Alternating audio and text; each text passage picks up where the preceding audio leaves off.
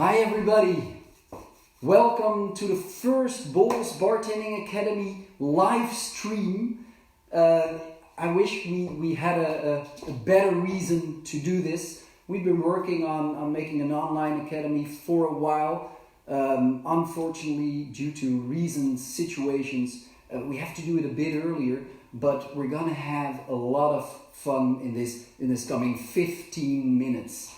My idea is to show you a little bit, literally from my kitchen, because, I stay at home now, how I make cocktails at home. To give you some inspiration, we start at 5 o'clock, Amsterdam time. We start at 5 o'clock so you can have your after work drink.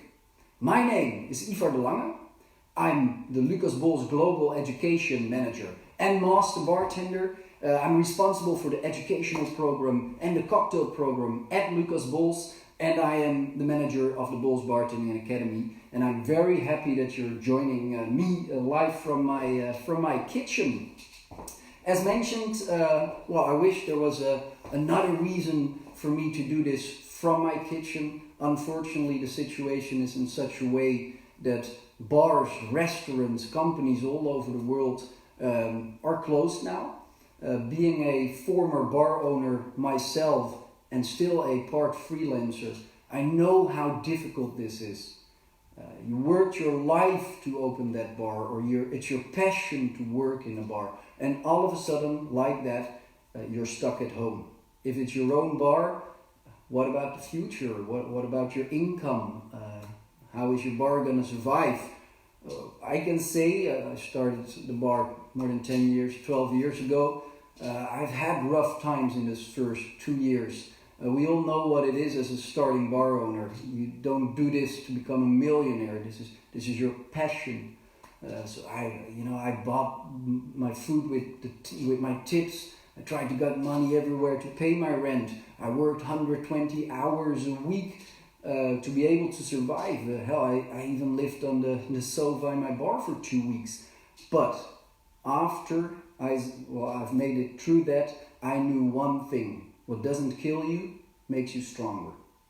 So I know the hospitality scene is creative. I know we're hard workers, and I know we will bounce back from this. So this is why, not why, but to support you all, I want to challenge you a little bit, have a little bit of fun, try to see if we can make this a little bit interactive. And sorry, I have my screen here on my left, and now you have a good example of what it is if a Generation X makes a live stream. I'm not yet digitally savvy. It took me a couple of days to prepare this in a sense, but I think you will all see that it's gonna work. All right, there we are. So hopefully I can see your reactions. We can chat. We can interact a little bit. So I'm challenging you to send your questions to me about the cocktails that I'm gonna make now. I'm gonna show. I'm gonna give a little bit of tips and tricks. I prepared some ice. It's in my fridge and freezer because we are literally from my kitchen. So the drink I chose for today to make for you is a typical bartender's drink. It's a Negroni. I was thinking, what kind of drink can I do as a first drink to really support the hospitality scene? I had some cruel ideas. I wanted to make a corpse reviver, but I thought that's not a great idea. We're not that by any way, and we're not gonna be. So I thought I'm gonna make a Negroni, a typical bartender's drink. So what I'm gonna do, I'm going to show you my version of first the classic Negroni, tell a little bit about the background, because bartending is about storytelling. Then I'm going to show you the variation of the Negroni that I prepared for today from my kitchen, and hopefully you'll enjoy it. Again, don't hesitate to interact. I got my buddy, my senior trainer from the BBA, Taron Francisca. He's at home chatting, so if you have any questions, don't hesitate to send them and Tyrone will chat with you. I can't unfortunately see the video, the messages myself. I'm gonna try one more time. No, unfortunately, I can't see that. No problem. I'm gonna start with just a classic Negroni. And if you make cocktails at home, again, ice is a bit of a problem. So I'm prepped a bit. And there we go.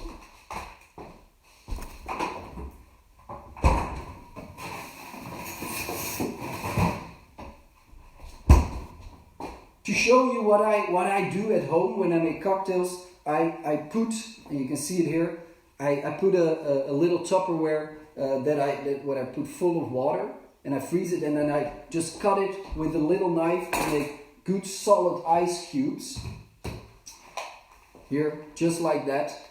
Great for your home bar, because one of the things I often struggle with is to get good ice when people have parties at home, or, well, we all know as a bartender, you always get invited for a birthday, and the second question is, oh, would you love to make some drinks? And there you are in somebody's kitchen, opening the fridge, trying to see what they have, and ice is always a problem. So I have good solid ice cubes. I'm going to fill a bit my stirring glass with it. There we go. And I'm going to start off with the gin. I chose Damrak gin, a gin that uses a lot of citrus, orange notes in it. Well, hence the orange cap as well, because it's a Dutch gin. And you probably all know that our king is called Orange from his last name. And the Negroni is actually quite an easy drink to make. You just use 3 equal parts. So I'm going to use 30 centiliters of gin.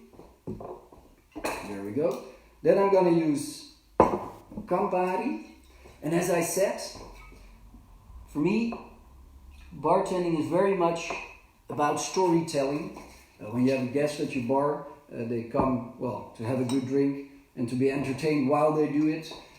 So I like to tell stories, and the Negroni has a beautiful story. There's many stories, and there's always a bit of discussion when you talk about the Negroni, and maybe this is a version that I completely made up myself of the story, but it is a beautiful story that I'd like to tell when I make a Negroni.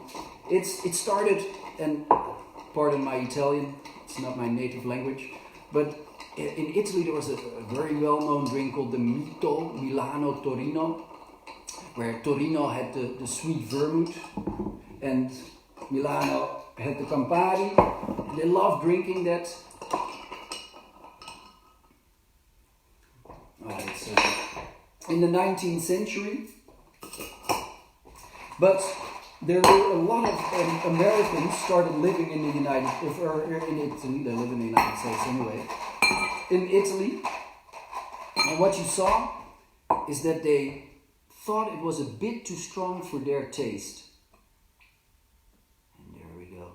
So what did they do? To the Mito, they added a little bit of water, sparkling water, and called it the Americano.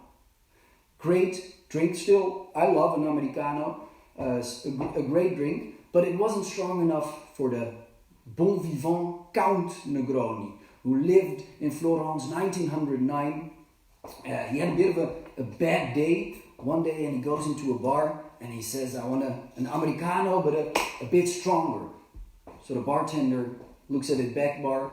Gin was fairly newly introduced, was a fairly popular drink at that moment in Italy. So he added a bit of gin. Count Negroni loved it. He drank 1, 2, 3 different Americanos at that moment. And he got a bit tipsy, and the day after, the bartender tells his friend, well, I made an amazing drink for the Count Negroni. So they all started drinking it at the bar. Guess who comes in the bar? Count Negroni. He orders another one. And then it became known as the Americano alla Negroni. Whether this is true, nobody really knows, I think. It's a version that I like. It's a beautiful romantic story, and it evolved, and there's so many different versions of the Negroni. It's a real bartender's drink, and I think every bartender has his or her favorite variation on a Negroni.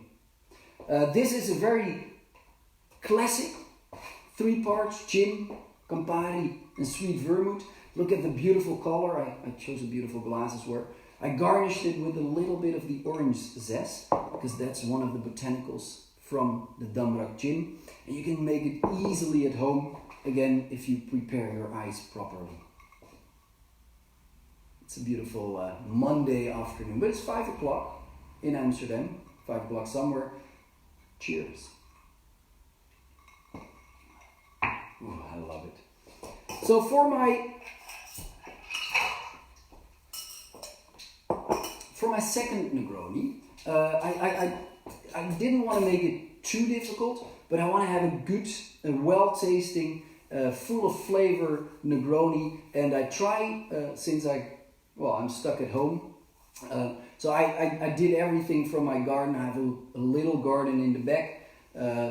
Well, we know the Dutch climate. It's not ideal, but a lot of herbs do grow already in March, and a lot did grow in August, and then I harvested them and dried them. So I got here a lot of dried thyme. I have a bit of rosemary that's actually growing currently in the garden, and I made a very easy thyme and rosemary syrup with that. Next Wednesday, in 2 days, we'll have a new live stream where the aforementioned Tyrone Francisca, the senior trainer of the Bulls Bartending Academy, will make drinks at his kitchen. And so we go on and challenge everybody to make drinks at the kitchen. And we will challenge you as well, by the way. I'll talk about that later. And he will explain you how to make syrups at home, because it's not too difficult. I'm not going to tell you now, because we need a little bit of a cliffhanger for next Wednesday at 5 o'clock p.m. So we have a homemade syrup, homemade rosemary thyme syrup. Well, by the way, if you see my hands going to my hair, I know I shouldn't. It's one of the advices not to touch your hair and face too often. But one of the downsides of staying home is that I can't go to the hairdresser as well. Probably the coming months I won't be able to go to the hairdresser. So you can sort of picture my hair in 4 or 5 months. Maybe somebody can Photoshop what I will look like in 4 months and put it on the Bulls Bartending Facebook. And I will award you for most original Photoshop picture of me. But maybe I'll cut it myself. But I'll try not to touch my hair, because hygiene rules tell you not to, of course, as a bartender. So I have a bit of homemade thyme rosemary syrup. I'm just going to use 10 milliliters of this, which from my rather small bar spoon is about 3-4 bar spoons, I think. There we go. And put it back there. The chicken is cooking in the pan, but it was actually quite warm. And then I like to add a little bit of sherry to it, also just a dash, to get this beautiful sweet raisiny flavors in your Negroni. And instead of a Campari, I like to use the Galliano L'Aperitivo, which has these beautiful botanicals and citric flavors, a bit of grapefruit, quinota, but also some lavender. I'm going to use quite a bit. That'll be 30 milliliters. And there we go. And then, of course, I'm going to add some sweet vermouth, slightly less because I already added the syrup. I'm going to add 20 milliliters. And there I go. And the star of the show in this case is the Bulls Genever. Genever, some of you might know, is the grandfather of gin. The Dutch brought Genever to England. They loved making it, loved drinking it. Couldn't pronounce it, called it Juniper, which later became gin. And Bols has been making this Geneva since 1664, or has been making Geneva and this since 1820, and it gives this beautiful backbone of the malt spirit, malted corn, rye, and wheat, that balances out the sweetness of the syrup. So I'm going to use 30 milliliters. For the American viewers, welcome. It might be morning for you. This would be an ounce. I don't know if drinking in the morning is really permitted, but well, it's an ounce. And to give it a bit of smoky flavor, I would like to add a dash or a rinse of mezcal. Just suddenly stir in the glass. Oh yeah, that's beautiful. Oh yeah, you get that flavor. Alright, now I'm going to add some ice to my stirring glass. There we go. It's going to be a naked drink, so I'm not going to put ice in this little glass. That's why I pre-chilled the glass already, as you can see. I'm going to stir it about 20 counts. What I always say when I stir, for me, in bartending, shaking a cocktail, it's a little bit like rock and roll. It's sexy, there's power in it, and then when you stir, it's like ballet. You can hear it. This is the bartender's zen. This is your sort of your 20 counts where you can look around the bar. People want to order, you say, sorry, I'm stirring. People want to have the bill. Can't, I'm stirring. If your colleagues want to, not sorry, I'm stirring.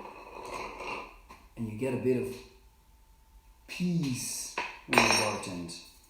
Alright, we're going to strain this into this beautiful little glass. I'm going to garnish it, but I just want a nose of orange.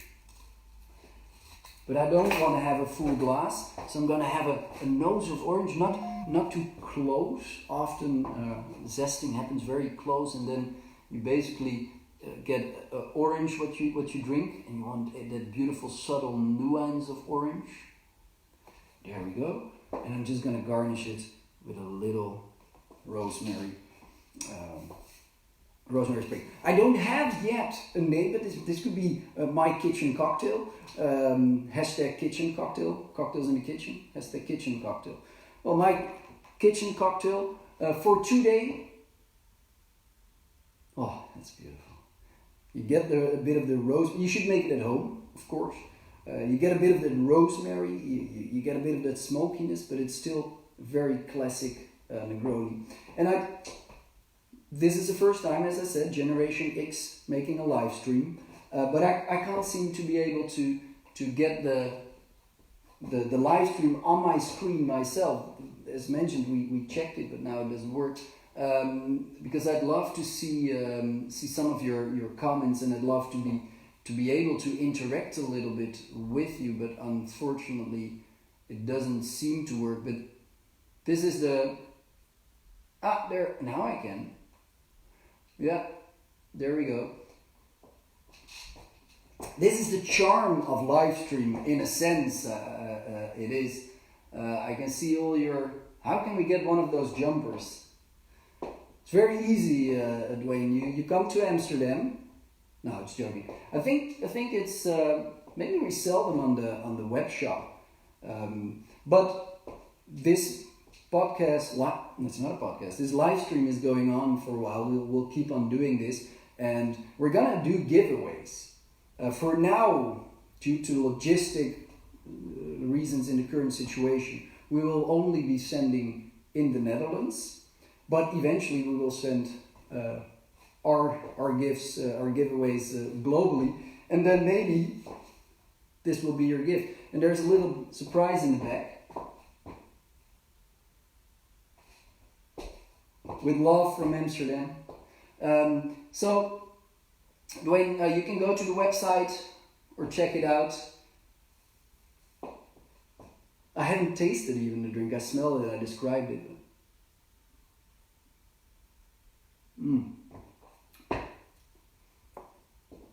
well, the end of my Monday is gonna start properly. Yeah, you really get that malty backbone of the Genever with the subtle thyme. Thyme is also very present in the Martini Rosso vermouth, so that's a great match. That's why I sort of use it. I like to work with flavor present in the ingredients, hence the orange and the damrak. And now I really try to get those herbal flavors from the thyme and the rosemary out in this cocktail. So yeah, my kitchen cocktail. What we're gonna do, because we'll be broadcasting live at 5 coming Wednesday, Tyrone from his kitchen. I believe he'll be doing something in a sour with, maybe be doing something with whiskey. So that's going to be very interesting.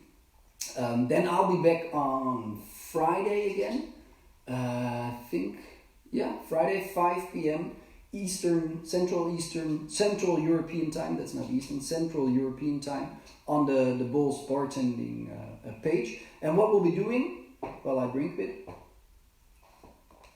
we'll be challenging you to send your recipes to us, to send a little video, maybe a little picture of your kitchen cocktail, maybe my kitchen cocktail, maybe you can reproduce it.